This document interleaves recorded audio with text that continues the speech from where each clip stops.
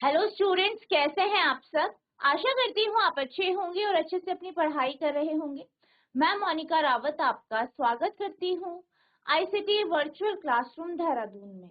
बच्चों, आज हम क्लास क्लास जो आपका 9th है उसका सब्जेक्ट साइंस का जो आपका चैप्टर है force and laws of motion, इसे हम कंटिन्यू करेंगे।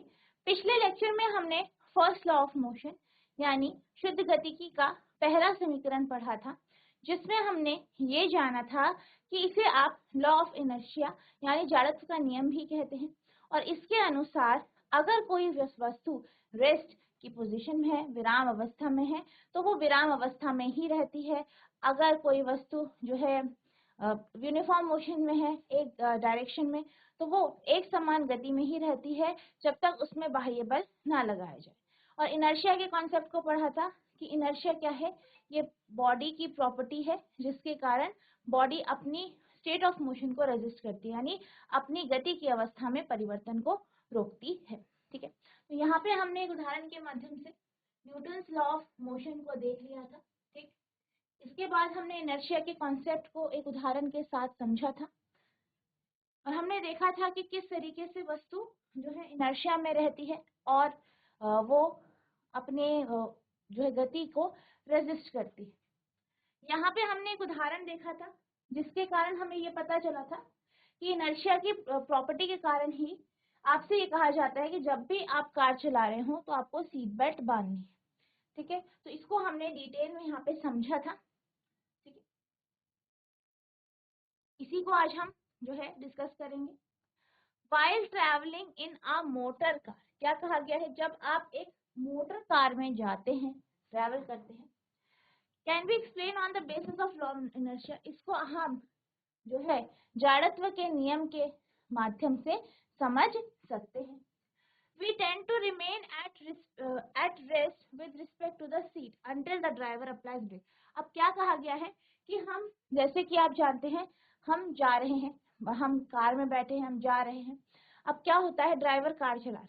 ठीक है, तो हम जा रहे हैं आगे की ओर। अब क्या हुआ, एकदम से ड्राइवर ने ब्रेक लगाया यानी कार रुकी। ठीक है, तो पहले चल रही थी कार, फिर वो रुक गई एकदम से।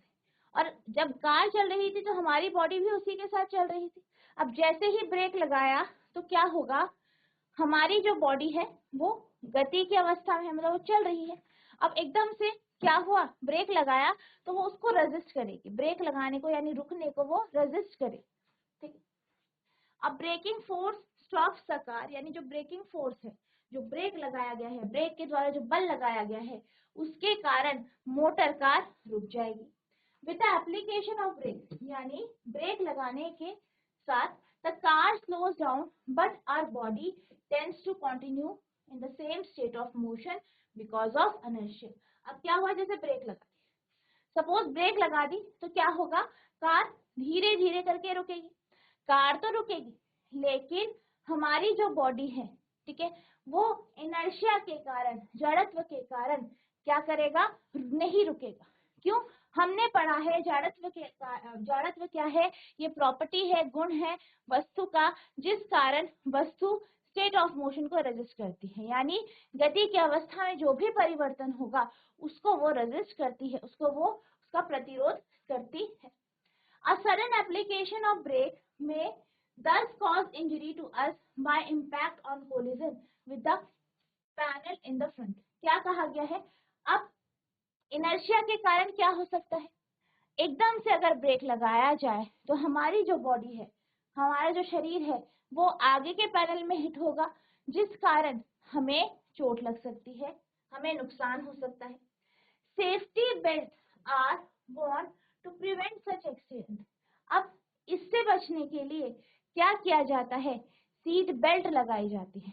तो आपने ये देखा है, कहा जाता है जब भी आप कार चलाते हैं तो आपको सीट बेल्ट लगानी है। तो जो सीट बेल्ट है, ठीक है, सीट बेल्ट जो है वो एक्सीडेंट से बचने के लिए लगाई जाती है। Safety belt exert a force on our body to make the forward motion slower.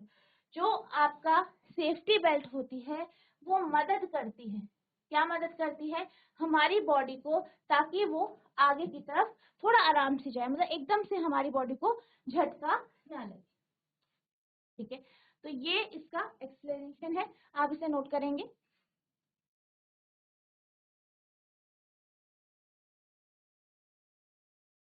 अब इनर्शिया का जो कॉन्सेप्ट है वो हम जब भी हम किसी बस से ट्रैवल करते हैं और स्पेशली जब हम बस में खड़े रहते हैं तब इसको अनुभव कर सकते हैं। ठीक है, मान लीजिए आप क्या हुआ, आप एक रुकी हुई बस है उसमें आप चढ़े, आपको कहीं जाना है, आप उसमें अंदर गए, पूरी सीट भरी हुई थी, आपने क्या किया, आप खड़े हो गए।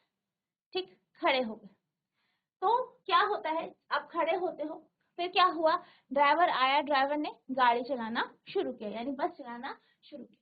तो आप ये देखते हो कि जैसे ही ड्राइवर बस चलाना शुरू करता है आपको जर्क महसूस होता है, झटका महसूस होता है, और आप जो है क्या होते हो, पीछे की तरफ झुक जाते हैं, पीछे की तरफ आपको जर्क लगता है। इसी तरीके से जब आप किसी बस में जा रहे हैं, उसमें आप खड़े हैं और एकदम से जो ड्राइवर है वो बस को क्या करता है, रोक देता है, तो आप ये देख पाते हो कि जैसे ही बस एकदम से रुकती है तो आपको आगे की तरफ झटका महसूस होता है। तो ये ऐसा क्यों होता है, ऐसा इनर्शिया यानी जड़त्व के कारण ही होता है। जड़त्व के कारण क्या होता है, हमारा जो शरीर है, हमारी जो बॉडी है, वो क्या करती है, वो अपने गति की अवस्था में परिवर्तन को का प्रतिरोध करती है, इसी कारण ही हमें यहाँ पे जर्क्स लगते हैं। ठीक है, तो ये इसका दूसरा उदाहरण है। An opposite experience is encountered when we are standing in a bus and the bus begins to move suddenly. क्या कहा गया है, इसके बिल्कुल विपरीत होता है जब हम बस में खड़े होते हैं और बस एकदम से चलना शुरू करते हैं। Now we tend to fall backward. हम पीछे की तरफ गिर जाते हैं। This is because the sudden start of the bus bring motion to the bus as well as our feet in contact with the floor of the bus. अब क्या बोला गया है, यहाँ पे ऐसा होता है कि जैसे ही बस चलना शुरू होती है, पहले तो बस रुकी थी, हम खड़े थे, जैसे ही बस चलना शुरू होती है तो बस के साथ साथ हमारे जो पैर हैं वो भी मूव करने लगते हैं, लेकिन हमारे शरीर का जो ऊपरी भाग है, ऊपर का जो भाग है वो गति की अवस्था में यानी गति में जाने में रुकता है या उसका प्रतिरोध करता है। इस कारण क्या होता है, but the rest of the body opposite the motion, इसलिए जो हमारा बाकी शरीर है वो क्या करता है, इसका प्रतिरोध करता है इनर्शिया के कारण, और इसी कारण क्या होता है, हमें जर्क्स लगते हैं, हमें झटके लगते हैं, हम पीछे की तरफ जो है हमें धक्का लगता है। ठीक है, तो ये इसलिए आपका जब भी आप बस में ट्रैवल करते हैं, बस चलती है या रुकती है तो आपको जर्क्स महसूस होते हैं, झटके महसूस होते हैं। ठीक है, नोट करें।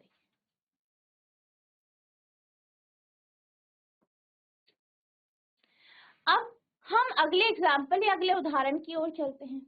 आपने देखा होगा कि जब आप जैसे मोटरसाइकिल से कहीं जा रहे होते हैं या किसी भी वाहन से कहीं जा रहे हैं और मान लीजिए इस प्रकार का आपको एक टर्न मिल गया, ठीक है, शार्प टर्न मिल गया, तो आपने देखा होगा कि आपका जो शरीर है वो एक तरफ चला जाता है, यानी इधर की ओर चला जाता है।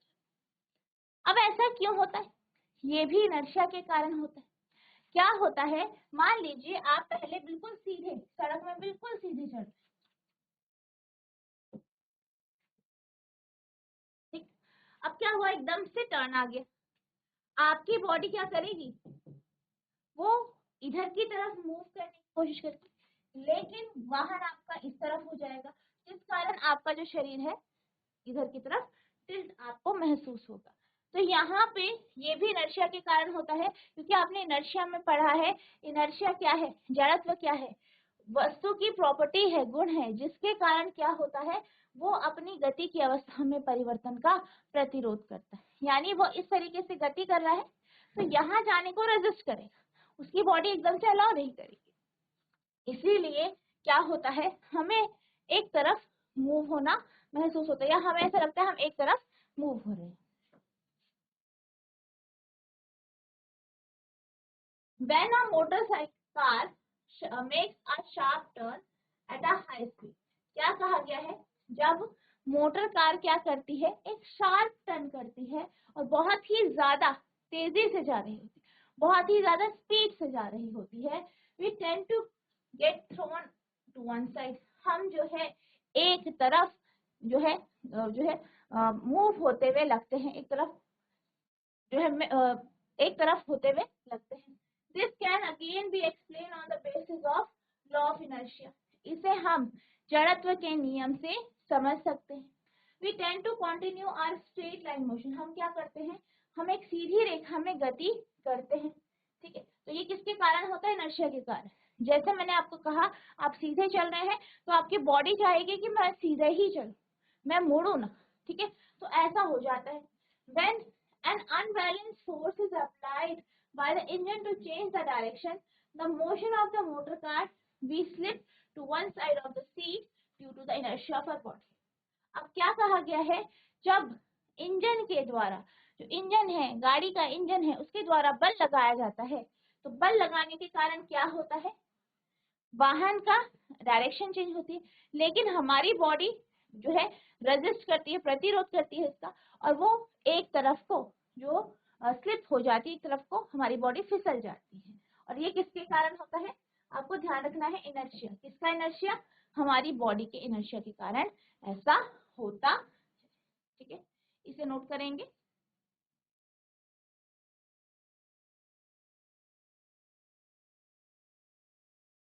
अब हम बात करते हैं कैरम बोर्ड की, ठीक है।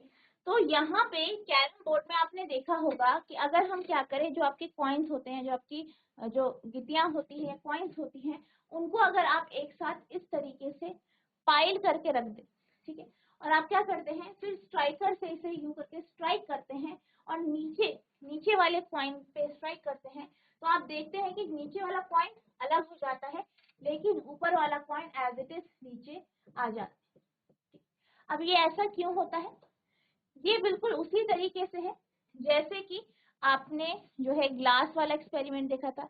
ग्लास में हमने क्या किया था, एक कार्डबोर्ड रखा था, उसके ऊपर एक सिक्का रखा था, और फिर हमने कार्डबोर्ड को उंगली से उस पर बल लगाया था, वो आगे चला गया था, और पॉइंट आपके जो आपका ग्लास है उसके अंदर चला गया था।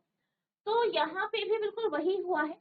हुआ क्या है, आपने जब स्ट्राइकर से पॉइंट पे मारा तो कॉइन अलग चला गया, या जो आपकी गिट्टी है वो अलग चली नीचे वाली, और ऊपर वाली गिट्टियां क्या हुई, वो क्या करी, इनर्शिया के कारण अपनी जो है जो उसकी गति की अवस्था है उसमें कोई भी परिवर्तन नहीं कर रही है, जिस कारण वो क्या हुआ, नीचे आ गई और एक तरफ वो पूरा पाइल हो। तो ये भी आपका किसके कारण हुआ है, इनर्शिया के कारण ही हुआ है। Only the carom coin at the bottom of the pile is removed when a fast moving carom coin और स्ट्राइकर hits it। क्या कहा गया है कि जब हम कैरम खेलते हैं और इस तरीके से पाइल करते हैं और बहुत तेजी से स्ट्राइकर को कॉइन पे मारते हैं, तो क्या होता है, नीचे वाला कॉइन हट जाता है, बाकी कॉइन नीचे आ जाते हैं, ठीक है। तो ये ऐसा किस कारण होता है, क्योंकि हमने क्या किया है, बहुत तेजी से स्ट्राइकर को मारा है और बाकी जो बचे हुए कॉइन हैं वो अपनी गति की अवस्था में कोई भी परिवर्तन करना नहीं चाह रहे, ठीक है। तो ये इसलिए होता है, ठीक है, नोट करिए। अब हम चलते हैं अगले टॉपिक की ओर, जो है इनर्शिया यानी जड़त्व और मास यानी द्रव्यमान। अब यहाँ पे हम इन दोनों कॉन्सेप्ट को समझेंगे। आपने देखा होगा कि अगर आपके पास एक बड़ा बॉक्स है या बहुत बड़ी अलमारी है जिसमें बहुत सारा सामान रखा गया है, उसको अगर आप एक जगह से दूसरी जगह ले जाना चाहते हैं, जो है धक्का देकर, आपको दिक्कत होती है। वहीं उसी आकार की बड़ी अलमारी है जो बिल्कुल खाली है, उसको आप आसानी से एक जगह से दूसरी जगह ले जा पाते हैं। अब ऐसा क्यों होता है, ऐसा इसलिए होता है क्योंकि सामान के साथ अलमारी का मास या द्रव्यमान बढ़ गया। द्रव्यमान बढ़ गया है तो द्रव्यमान के कारण जड़त्व बढ़ जाता है, जिस कारण जो है वस्तु को एक जगह से दूसरी जगह ले जाने में जो है परेशानी होती है या अधिक बल लगाना पड़ता है। इसी तरीके से अगर जो है वस्तु आपकी हल्की है तो उसका जड़त्व कम होगा, जिस कारण आप आसानी से उसको गतिमान कर सकते हैं, यानी उसका इनर्शिया क्या हो जाएगा, कम हो जाएगा। और आप जानते हैं इनर्शिया क्या होता है, जड़त्व क्या होता है। जड़त्व एक जो है प्रॉपर्टी है, गुण है वस्तु का, जिस कारण वो अपनी गति की अवस्था में परिवर्तन करता है। तो जितना ज्यादा द्रव्यमान उतना ज्यादा जड़त्व, जितना कम द्रव्यमान उतना कम जड़त्व। इसी तरीके से आपने देखा होगा कि अगर आपके पास दो स्टोन है, दो पत्थर है, एक छोटा पत्थर एक बड़ा पत्थर है, आप जो है छोटे पत्थर को आसानी से जो है खिसका सकते हैं, लेकिन बड़े पत्थर को खिसकाने में आपको दिक्कत होती है, उसमें आपको ज्यादा बल लगाना पड़ता है। तो ये किस कारण है, ये भी जड़त्व के कारण है। द्रव्यमान अधिक हो गया है, मास बढ़ गया है, तो जो आपका इनर्शिया है या जड़त्व है वो भी बढ़ जाता है। ठीक है, तो ये यहाँ पे कॉन्सेप्ट है, inertia and mass. We know that it is easier to push an empty box than a box full of books. क्या कहा गया है, कहा ये गया है कि ऐसा बॉक्स, ऐसा डब्बा जो कि खाली है, उसको एक जगह से दूसरी जगह ले जाना आसान होता है। किसके कंपैरिजन में, एक ऐसे बॉक्स के कंपैरिजन में जिसमें किताबें भरी है। Similarly if we kick a football it flies away. इसी तरीके से अगर हम फुटबॉल को किक करते हैं तो वो उड़ जाती है, या वो आप किक करेंगे वो इधर से उधर चल जाएगी। If we kick a stone of the same size with equal force it hardly moves. वहीं इसके कंपैरिजन में अगर मान लीजिए आप पे पत्थर है, पत्थर को आप क्या करते हैं, किक करते हैं। ठीक है, तो किक करते हैं, साइज उसका उतना ही है, बल भी आप उतना ही लगा रहे हैं, लेकिन आप देखेंगे कि वह पत्थर गति नहीं करेगा, वो मूव नहीं होगा। We may in fact get an injury in our foot while doing so. हो सकता है कि ऐसा करने पे हमें चोट भी लग जाए। Similarly, in activity of a 5 rupee coin, if we use this 1 rupee coin, we find that lesser force required to perform the activity. इसी तरीके से हमने एक एक्टिविटी करी थी जिसमें हमने ग्लास लिया, ऊपर कार्डबोर्ड रखा, ऊपर हमने 5 रुपए का सिक्का रखा, ठीक है, और एक्टिविटी परफॉर्म की। तो हमने क्या देखा था कि जो सिक्का है वो ग्लास के अंदर गिर गया। अगर हम वहां पे 1 रुपए का सिक्का रखते तो क्या होता, तब भी हम जो है इसे परफॉर्म करते, तो हम ये देखते कि हमें बल कम लगाना पड़ा। ठीक है, तो ऐसा यहाँ पे देखने को मिलता। इसी तरीके से आपने देखा होगा कि अगर हम किसी छोटी सी कार्ट की बात करें, ठीक है, आपको इसमें सामान इधर से उधर ले जाना है, तो आप आसानी से अपने हाथों से बल लगा के इधर से उधर ले जा सकते हैं। लेकिन जब ट्रेन को चलाने की बात आती है तो ट्रेन के लिए आपको एक बहुत स्ट्रॉन्ग इंजन चाहिए होता है। ठीक है, तो यहाँ पे आपको एक ऐसा इंजन चाहिए जो इतनी भारी ट्रेन को गतिमान करा पाए, यानी यहाँ पे बल अधिक चाहिए, यहाँ पे बल कम चाहिए। क्यों, क्योंकि इसका मास कम है तो इनर्शिया कम है, इसका मास अधिक है तो इनर्शिया या जड़त्व अधिक है। A force that is just enough to cause a small cart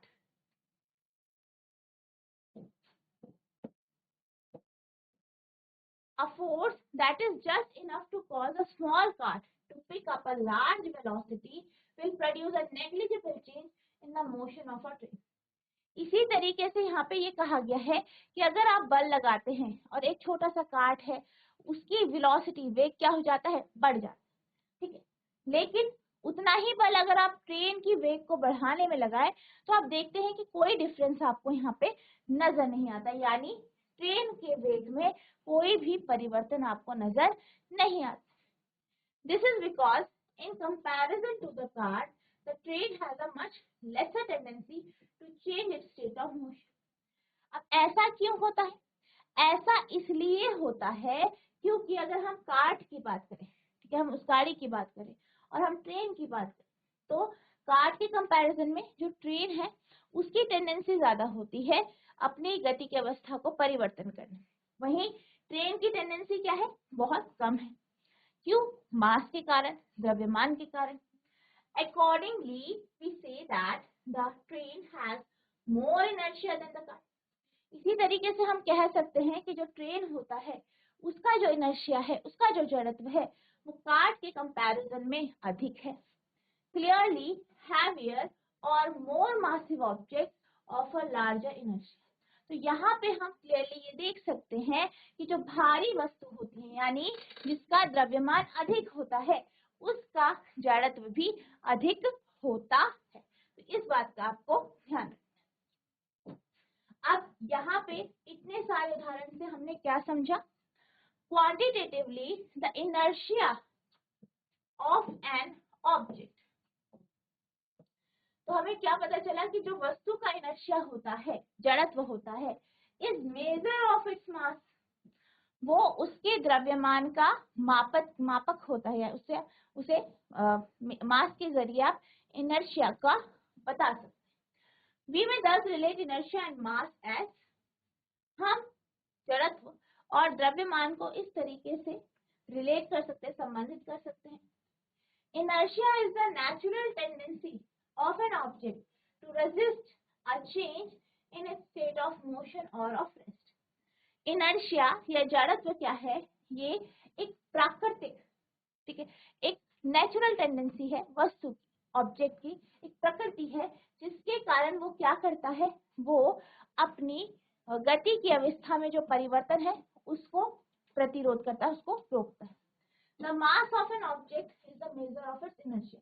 और सबसे इम्पोर्टेंट पॉइंट कि जो मास है, वस्तु का जो मास है, द्रव्यमान है, वो मापक होता है किसका? जड़त्व का। यानी जितना ज्यादा मास उतना ज्यादा इनर्शिया, जितना कम मास उतना कम इनर्शिया। ठीक है, तो ये आपका इनर्शिया और मास के बीच में रिलेशन है, नोट करेंगे।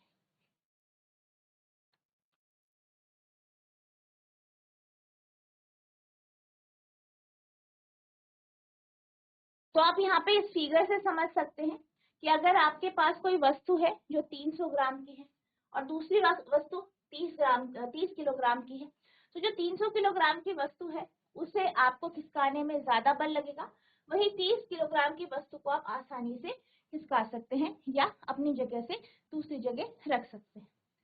Object with a greater mass have more inertia, यानी वह वस्तु